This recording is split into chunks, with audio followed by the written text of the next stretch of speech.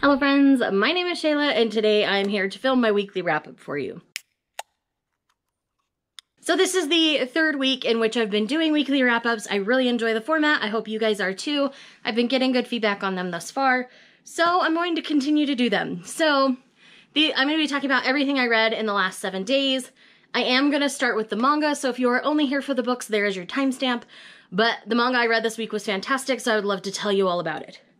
So let's start with the e-arcs that I was kindly sent from Viz. Let's kick this video off with those. So the first one we're going to talk about is Moriarty The Patriot Volume 1. This is a series that when I first heard about it, I was intrigued, but I wasn't sure if I could handle the content of it. So I really wanted to know for sure before I made a financial investment in buying a physical volume. So thankfully I was approved for the arc. And with this one, this is an origin story for James Moriarty, the villain of the Sherlock Holmes mysteries. And I do think we'll meet Sherlock later in the series. That just makes the most sense. And there was kind of a teaser for that in the first volume. Essentially, James and his younger brother were adopted by the Moriarty family. And in doing so, the oldest Moriarty son sees the corruption within his own family, and they decide to take care of it themselves. So the toxic younger brother, the toxic mother, stepmother, I'm not 100% sure, and then the father are all killed by these 3 Moriarty boys, and all that's left of their family is the 3 of them. They stick together, and they hone all their skills and start to take care of business on their own because they want to see a society where the high nobles of society don't really have much sway anymore. So they want a patriot, like they want democracy essentially, where everybody has the same power. And the way they go about it is very vigilante style. And I do think it was well done. I gave it a solid 4. It's a good start to the series. This is one that's definitely going to be a volume by volume situation for me. We'll go with that. But anyways, I do think it's worth checking out if you find it interesting at all. Next on the list, we're going to talk about Love Me, Love Me Not Volume 5. So I really enjoyed Volume 4, but Volume 5 is starting to solidify certain relationships. And if you've read Volume 4, you can understand what I'm saying very vaguely to the people who haven't read it yet. But Volume 5 is extremely solid. I really loved Volume 5. It's probably my favorite volume thus far in the series, and I've really enjoyed this series from the word go. So I love this so much, and this may end up being my favorite Sakisaka, and that's saying a lot because I loved Strobe Edge. I really enjoyed Aoharu Ride, but this one, it's just on another level, guys. Like, it's good. It's really, really good. So definitely keep going with Love Me, Love Me Not. I know some people get frustrated at certain points, but I promise it's worth it. I promise keep going, and I promise you'll get the payoff you want at the end. Last for the digital manga. Y'all have already heard me fangirl about this if you watch my manga haul, but Yona of the Dawn Volume 26 is one of my favorite volumes of Yona ever. Certain things that I've wanted to happen for a long time happen within this volume.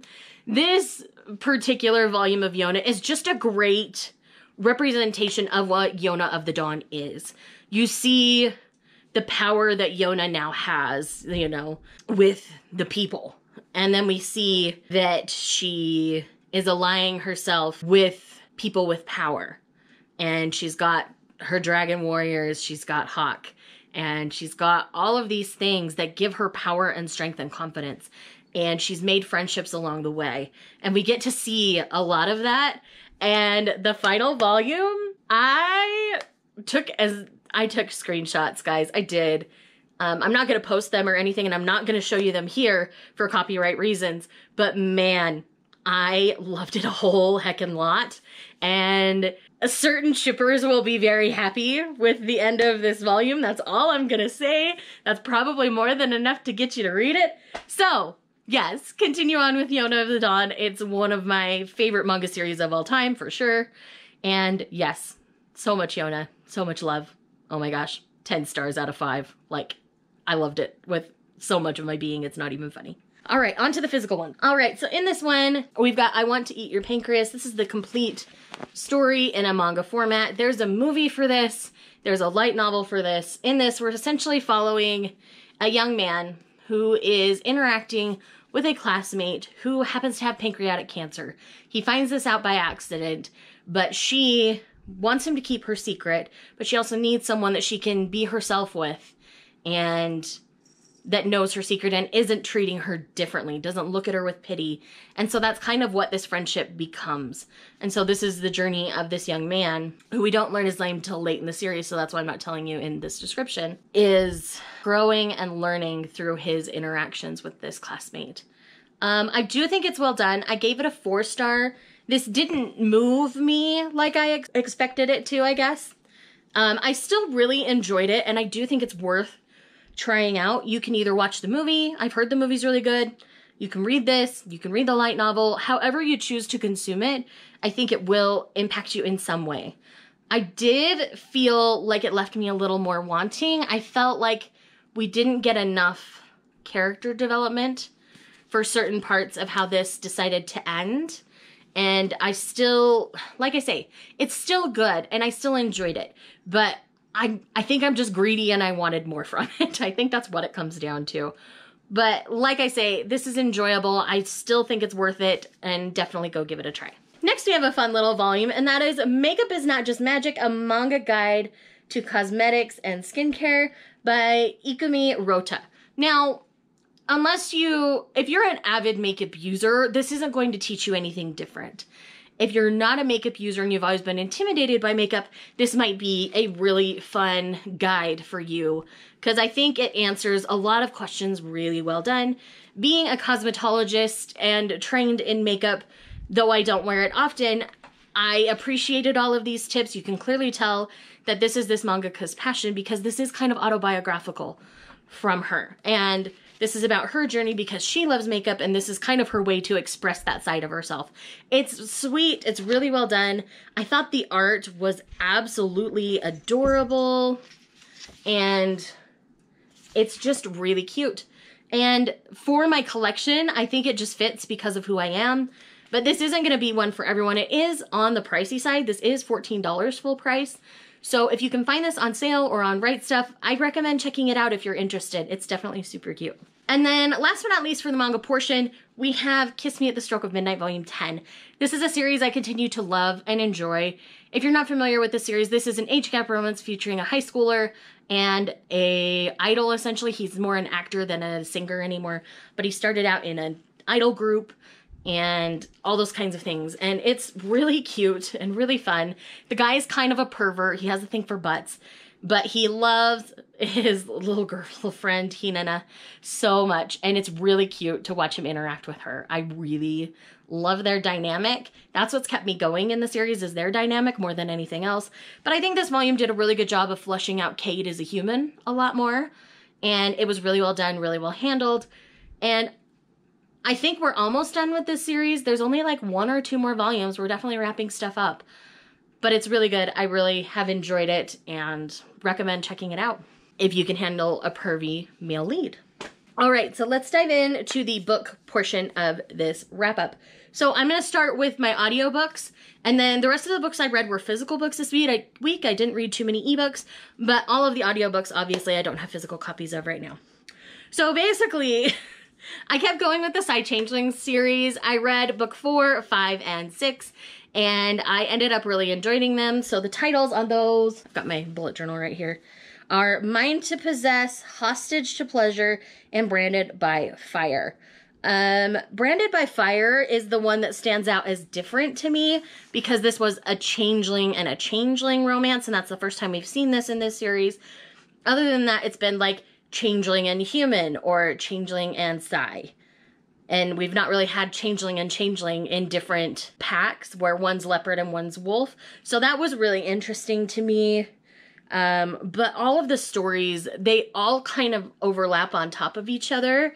So you continue to see characters that you've known for a long time. So I feel like each book gets a little bit longer because we have to check in with all of them.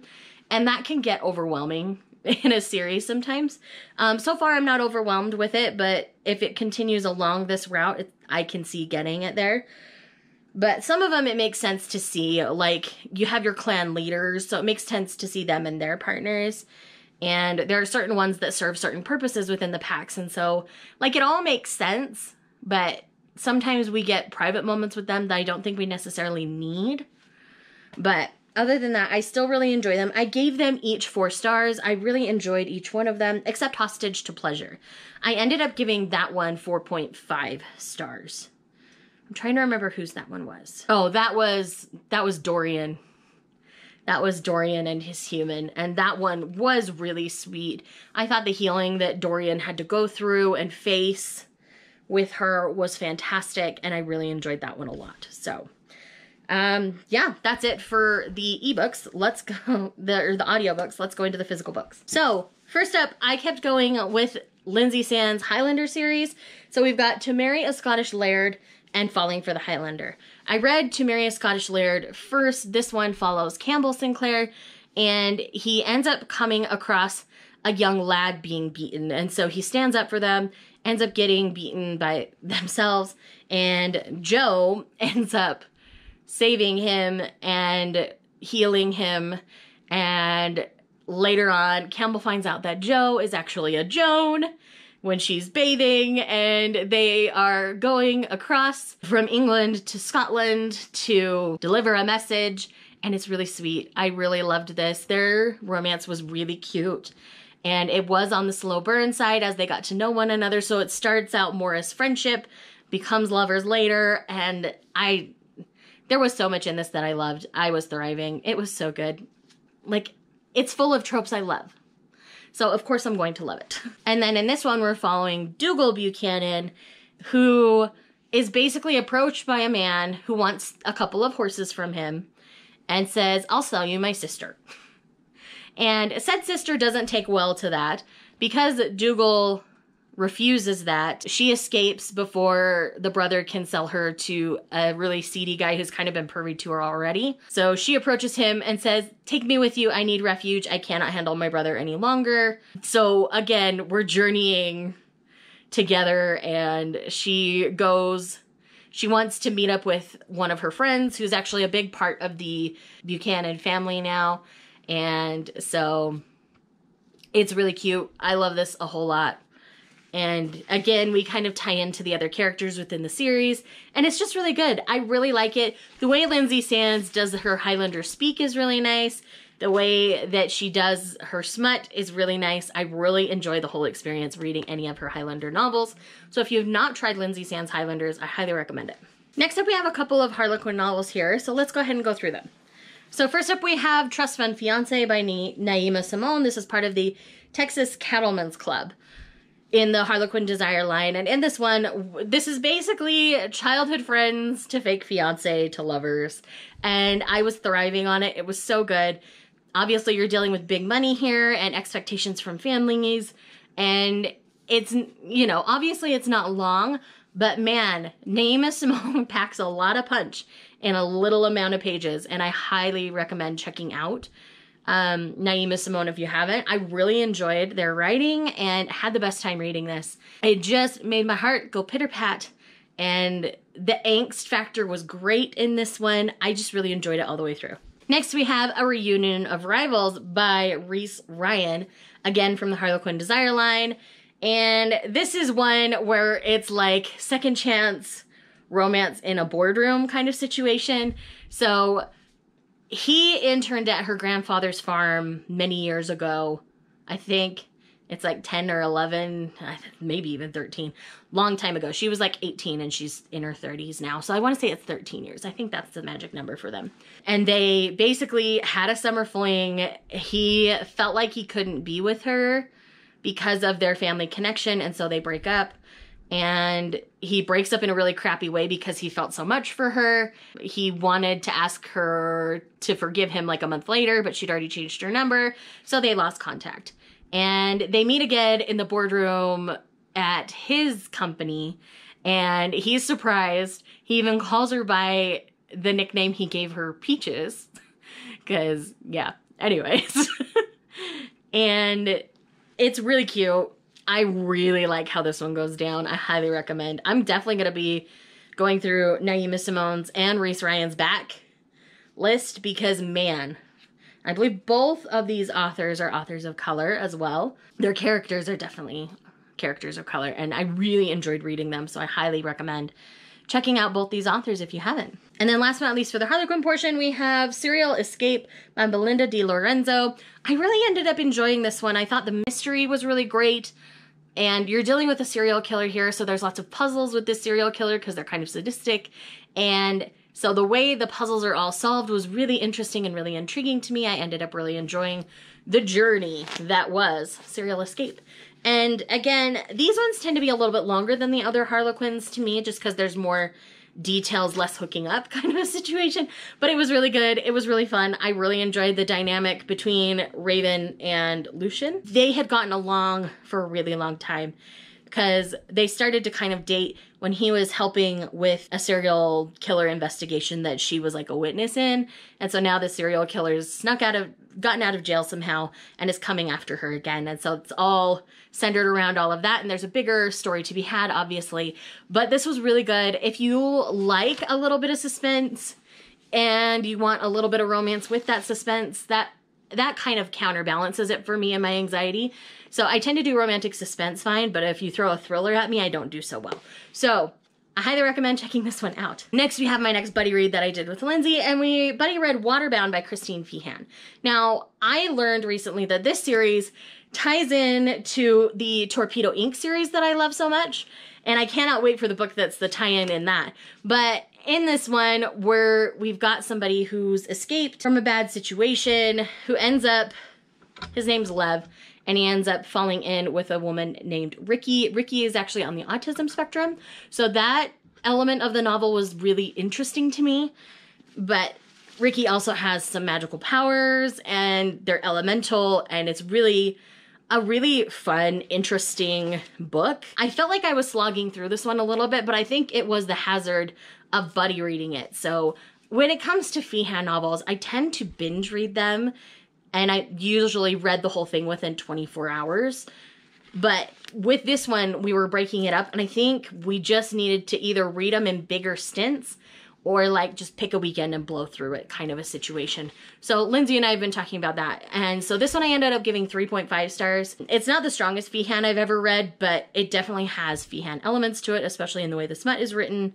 And I really did like Ricky a whole lot as a character. And this one does have a glorious step back. So it's usually a couple or the girl on the front, and then the guy is always in the step back on these. So I will be continuing on with this series because I'm intrigued enough to do that. But this first book was not my favorite first book from Feehan. Next we have kind of a random one, and that is Assassin's Mark by Ella Sheridan. Now this one I got in my reveal book box, and so I was curious about it. And in this one, they're basically just doing it all the time. But this is a captor-captive romance, so there's definitely that power dynamic, and it's not always consensual, so there's some consent, non-consent in here, and yes. So if you are not okay with some of those things, this isn't going to be the book for you. But I ended up giving this one 3.5 stars. I would have liked a little more story, a little less boinking personally, but if you're just looking for boinking, then boink away. Like, this will definitely give that to you. But I did enjoy Ella Sheridan's writing enough. The sex scenes were really steamy, and so I ended up enjoying this as a whole. But it wasn't necessarily my favorite novel I've ever read. We'll just put it that way. But yes, I am interested enough to continue on, so I do plan on picking up book 2 relatively soon. And then last but not least for this wrap up, we've got Within the Shadows, A Contract for Life, book 2 by T.L. Mart. Now, I read the first book earlier in the month. That should be in another wrap up. But obviously this is going to be at least a trilogy, and this is the most recent published, so I've got to wait a while before I'm going to find out what happens. But in this one, we're following the events, obviously, of the first book, and Emma has been kidnapped. And so we're dealing with that situation and keeping Emma safe and the ramifications of people involved with keeping her safe. And we find out some big things in the latter third of this novel that affect the whole tone of the story. and it's really interesting. It's really intriguing. These are definitely on the darker side of romance. They definitely have a romantic suspense element to them. So if you're okay with the darker side of things, this is great. There's a particular ship that begins to sail within this novel that I wasn't so sure about in book 1, but man, I am all for as of book 2. So I am really interested in the future of this series, and I really wonder what's going to happen, because I have a feeling book 3 is going to be full of Emma making her own decisions, and I think that's going to be a really interesting journey to go on. So friends, that is everything that I have read in the last week. Again, I know it's a lot and I get long-winded in these, but I broke them up into weekly videos so I could get long-winded. Anyways, thank you guys for watching. Let me know in the comments down below what you've read in the last week and what you've loved. And if you've read anything that I've read, tell me down below as well. And if you're new, welcome. Hi, I'm Shay. I'm really bad at doing this, but I would love it if you would subscribe and click the little bell so you know when I post new videos. Thank you for watching, and I will see you in the next one. Bye.